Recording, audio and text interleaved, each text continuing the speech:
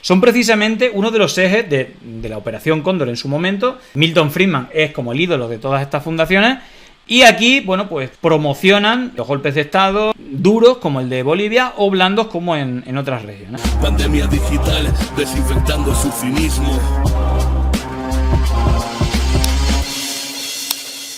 ¡Acá atrás! Bueno, imaginaros en Chile, justamente a poco tiempo del 50 aniversario, que Sebastián Piñera afirme, aunque sea una entrevista, además Feynman, o Fakeman, como le llaman, un difusor de mentiras, un profesional de la mentira en Argentina, que está en diferentes canales de derecha y en canales de YouTube también, pues digamos que llegó a decir que hubo un golpe de Estado que le obligó a que hubiera elecciones y que las perdiera, ¿no? Totalmente sin ningún tipo de opción. Es decir, la valoración que tenía este tipo fue tremenda, negativamente. Hubo unas manifestaciones que arrancaron una chispa, ¿no?, de todo lo acumulado de ese neoliberalismo y ese capitalismo exacerbado de los Chicago Boys después de la dictadura y del golpe de Estado hace ya 50 años. Pues se atrevió a decir que esas manifestaciones con millones de personas, que mayoritariamente pudo haber violento, pero mayoritariamente eran pacíficas, pues él dijo que era un golpe. Vamos a escucharle porque es bastante alucinante escucharlo. El mundo. ¿Qué tanto sufrió en Chile usted cuando era gobierno, antes de la llegada de Boric, ¿no? El avance cubano, venezolano en su país, que intentó voltear. Atención, porque dice ¿qué es lo que pasó ahí? Fueron los venezolanos, los cubanos, no sé si también dirán los nicaragüenses. ¿Qué ocurrió ahí? ¿No? Hacer un golpe de Estado. Efectivamente, fue un golpe de Estado. Efectivamente, fue un golpe de Estado. Luego matiza, pero la frase es esa. No tradicional, porque no fueron las Fuerzas Armadas, claro, pero no es el único golpe de Estado el que han dado las Fuerzas Armadas en nuestro continente. Este fue un golpe de Estado para debilitar las bases mismas de la democracia. Y usaron brutalmente la violencia. Era una violencia irracional. Estaban dispuestos a destruirlo o a quemarlo todo. Iglesias, colegios. Hay que recordar que son más de 30 asesinatos los que hubo y que hubo más de 500 personas que perdieron los ojos de usar material que no era legal. Evidentemente eso encendió el país y todo el mundo quería echar a este señor. Luego se reivindicaron otro tipo de cuestiones, como que fuera más barato el servicio. De hecho empezó un poco por ahí, ¿no?, el servicio público de transporte, pero también una de las reivindicaciones que se hiciera un proceso constituyente, como sí se está haciendo ahora mismo en Chile, para crear una nueva constitución que no sea la de Pinochet, ¿vale? Hospitales, monumentos, planta de energía, lo que se cruzara en su camino. Y el fuego fue un gran aliado de estos terroristas anarquistas que quisieron destruir nuestro país. Afortunadamente Chile resistió. Y después tuvimos un plebiscito por una constitución en que volvimos, en mi opinión, a poner las cosas en su lugar y a comprender que los países avanzan cuando hay estabilidad política que permita dar proyección, estabilidad hacia el futuro. Bueno, aquí no lo vamos a poner, aparte como la canción tiene, ya sabéis que tengo preferencias por el Pueblo Unido jamás será vencido, siempre nos lo tiran, pero por poner algunas de las imágenes brutales del 1.200.000 personas que, se manifestaron. Pero fijaros, este es el tipo de manifestaciones que había. Evidentemente había una primera línea que trataba de avanzar y que contestaban con piedras o con lo que tenían a los disparos y la represión que hacían, en este caso, los carabineros, pero precisamente lo que hacían era para que avanzase los millones de personas pacíficas. Y pues las personas que se manifestaban son las que estáis viendo. Evidentemente tomaron edificios, lo celebraron con bengalas y tal, pero realmente lo que hubo fue un destrozo y un terrorismo de Estado de asesinar a los manifestantes y de quedar sin ojos, y esto ya lo hemos conocido, ahí aparecen algunas imágenes, pero la capacidad de movimiento y lo que han conseguido, aunque realmente veremos cómo acaba, porque, la victoria de Boric yo creo que en gran parte fue respuesta a esta gran movilización.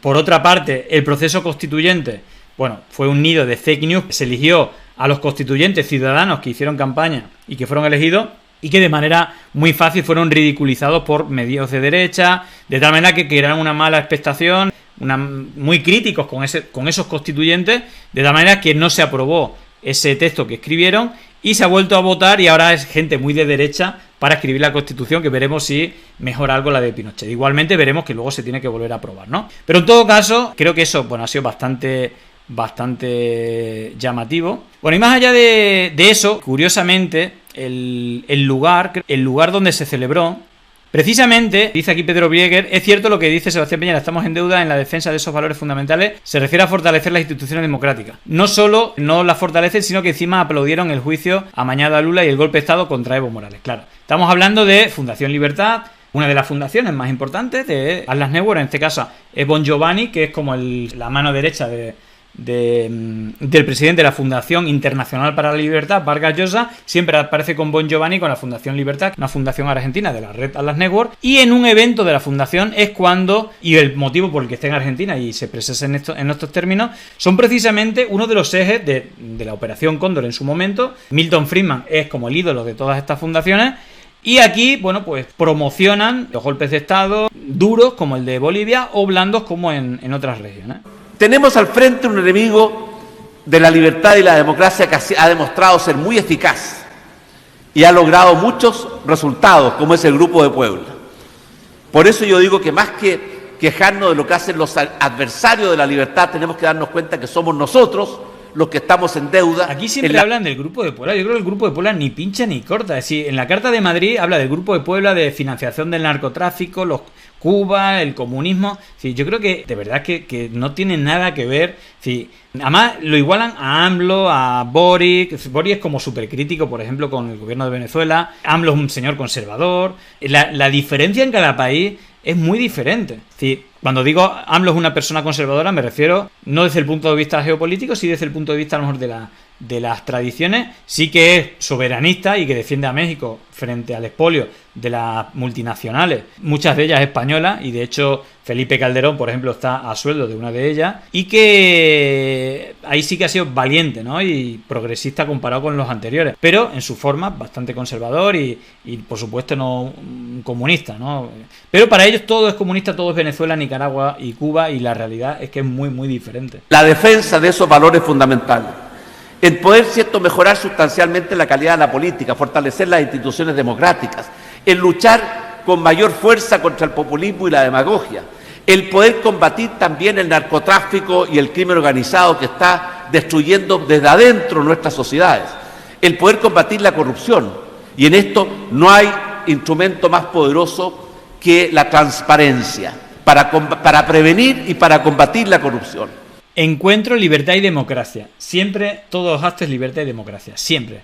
Es impresionante. Bueno, simplemente por cerrar el tema de manera rápida, una cosa importante. En este caso, TVN reconoce los montajes y mentiras que se transmitieron por la señal nacional durante la dictadura. 50 años después, pero creo que tal vez.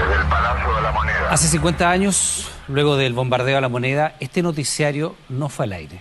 Y Televisión Nacional de Chile no inició sus transmisiones en varios días.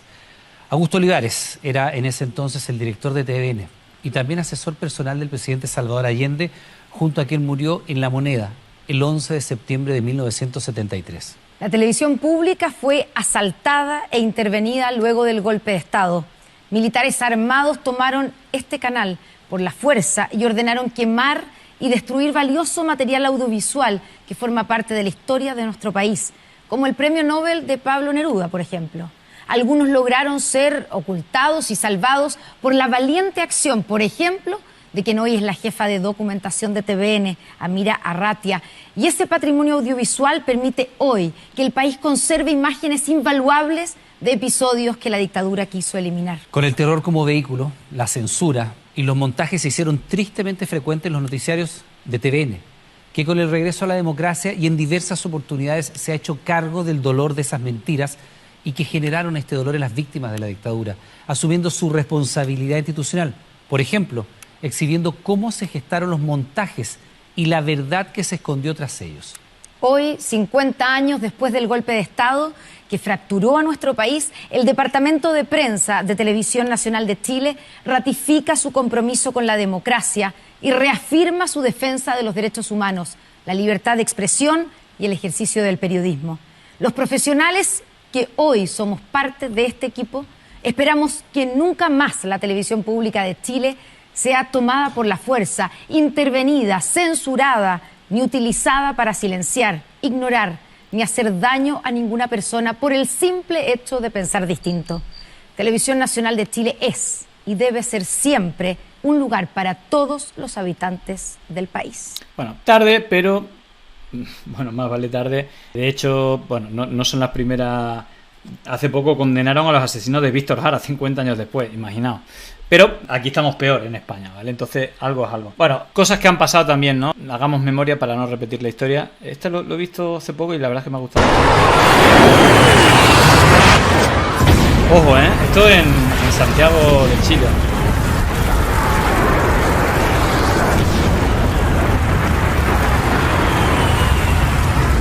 El bombardeo de la Moneda.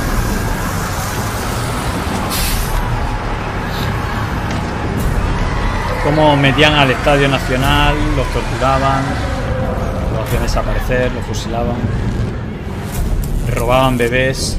Soy madre de Alfredo Rojas Castañeda, detenido y desaparecido el 4 de marzo de 1976. La segunda, que era como la versión dura del Mercurio, pero también del Mercurio. No hay tales desaparecidos, esto no existe. 5. Soy hermana de Nicomedes II Toro Brown. Soy esposa de Enrique García de Newton Morales Saavedra, sin Augusto, detenido. Soy madre de Isidro Miguel Ángel.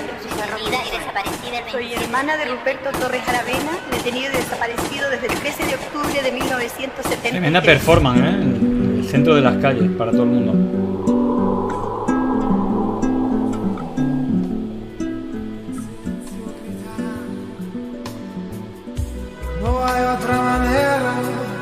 Bueno, y luego vimos la segunda parte cuando él llegó a... Hemos visto la parte de cuando encuentra después de 40 años a su madre, a uno de los bebés robados en la dictadura de Chile.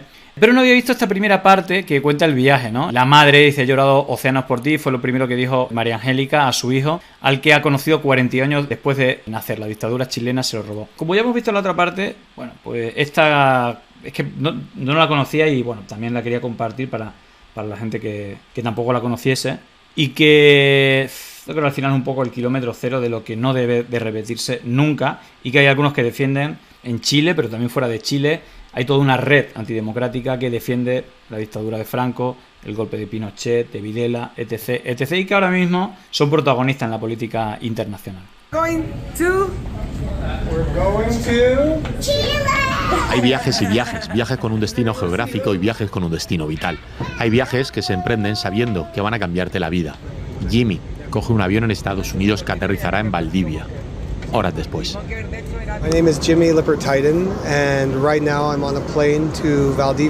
Mi nombre es Jimmy y voy a Valdivia a conocer a mi madre por primera vez. Jimmy nació prematuro en plena dictadura de Pinochet, donde los derechos y la humanidad brillaban por su ausencia. Al poco de nacer, a su madre le dijeron que el niño había muerto. En realidad lo habían vendido. Claro, robado, vendido, y de hecho Pinochet a su puño también agradece, ¿no?, el dinero aportado desde Estados Unidos, tal. Se habla de Suecia, que el 30% de los niños durante 76 a 79 venían de aquí, y la intervención de la Iglesia también en la venta de bebés. Hablan de 20.000 niños vendidos o robados. Jimmy, mucho tiempo después, leyó en un periódico el caso de otro niño chileno y aparecieron los interrogantes. ADN, la ONG Nos Buscamos, y llegó este viaje. Y 42 años y medio más tarde se abre una puerta y aparece una madre que no puede casi ni mirar. Y él dice: hola, mamá. Una mamá que se perdió primeros cumpleaños, primeros dientes, primeros días de cole, primeros desvelos, primeros enamoramientos, primeros nietos, pero que ha llegado al primer abrazo. Una mamá que, cuenta Jimmy, lo primero que le dijo al quedarse a solas fue: he llorado océanos por ti.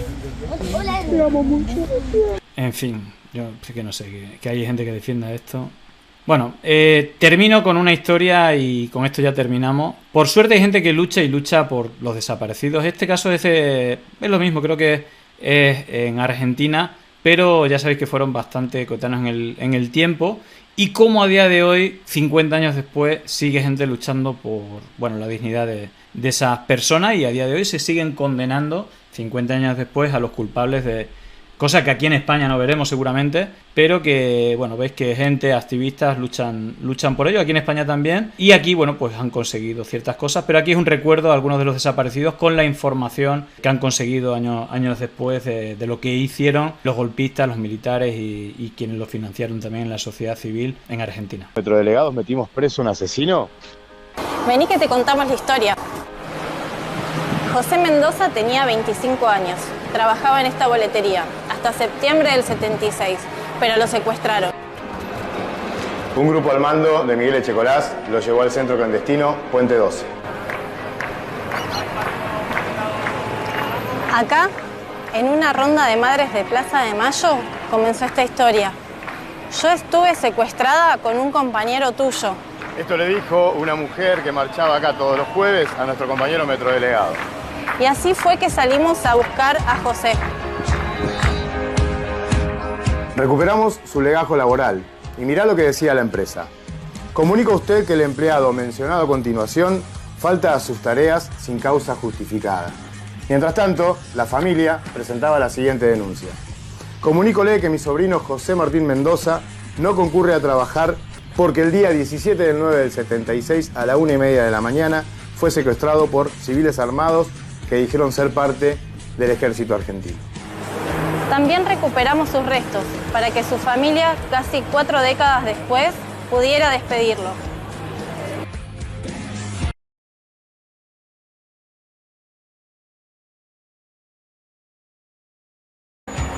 Pero no nos conformamos con eso.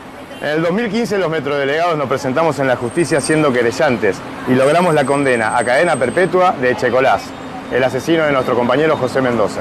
Condenar a Miguel Osvaldo Echecolás por ser coautor inmediato penalmente responsable de los delitos de homicidio agravado por alevosía en perjuicio de José Martín Mendoza.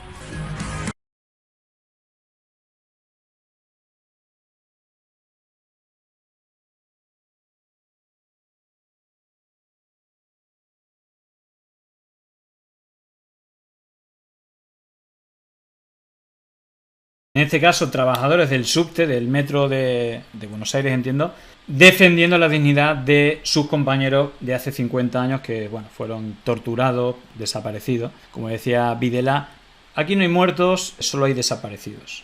En fin, creo que es tremendo.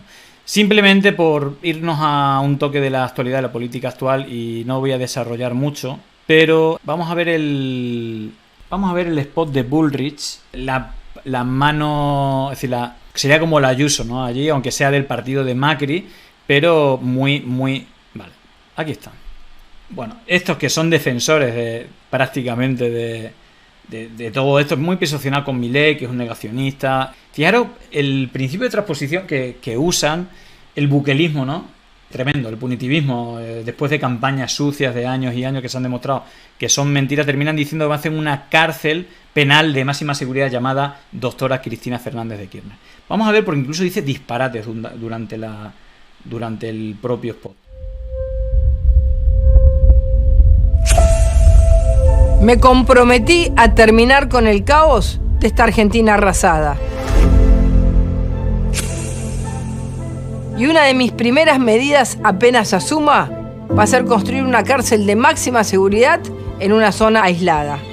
Este penal modelo será el destino final para narcos, corruptos y asesinos que hoy gozan de impunidad y protección de los políticos kirchneristas. Esta cárcel va a ser diferente a todo lo que tenemos hasta ahora, con inhibidores de señal telefónica, sin celulares, vigilancia individualizada, una guardia incorruptible y tolerancia cero. El futuro es con los delincuentes y corruptos presos de verdad. Es ahora y es para siempre.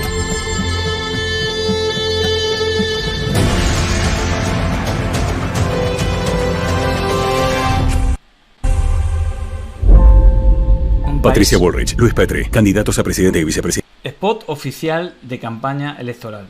Ya sabéis que Milei favorito, o sea, con 31, bueno, y ahí están con un 30 cerca. Massa, el candidato de la izquierda, del Frente Amplio de Izquierda, y esta señora, Bullrich, que parece que incluso el Partido Radical de Larreta, que era, digamos, quien en las primarias disputaba con ella, parece que se puede acercar a Massa, ¿no? Los radicales. Pero bueno, en todo caso, fijaros cómo posicionan, cómo el kirchnerismo, la delincuencia, precisamente gente cercana, muy cercana a Bullrich y a Milei, es decir, están las pruebas de que están detrás de ese intento de asesinato a la presidenta Kirchner y de todo el montaje que ha habido, bueno, varias causas, montajes judiciales y mediáticos, que aquí alguna vez hemos hablado, pero la cobertura mediática es tan brutal que gran parte de la población tiene un odio terrible y le vale esto. Es como, incluso dice, prohibiremos los teléfonos móviles, inhabilitaremos la señal para que no se puedan usar teléfonos móviles. Dice, pero ¿para qué vas a inhabilitar la señal de móviles si vas a prohibir de que tengan móviles los presos? En fin. Llegó el momento de no estar callado, de desmontar inventos que vienen envenenados. Es contrainfo, que no es lo mismo. Pandemia digital, desinfectando su cinismo. Gracias por la suscripción, muchísimas gracias.